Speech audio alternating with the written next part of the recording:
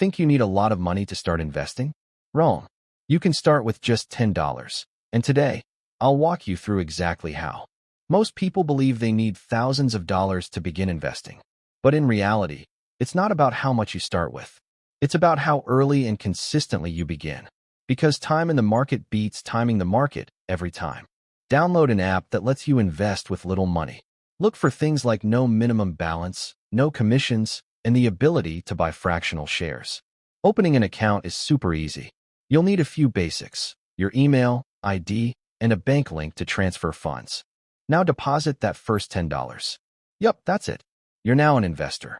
Don't try to pick random stocks. Use your $10 to buy fractional shares of strong companies or invest in an ETF, which is like buying a small piece of many companies at once. Your $10 may not turn into millions overnight, but when you invest regularly, $10 a week, $10 a month, you're building long-term wealth. This is the magic of compound growth. Don't fall for trends, hype, or get-rich-quick schemes. Stick with what works: solid companies, index funds, and patience. So what are you waiting for?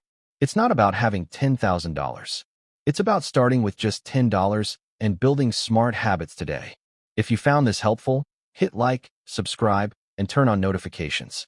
This is Simple Investing Tips, where big wealth starts with simple steps.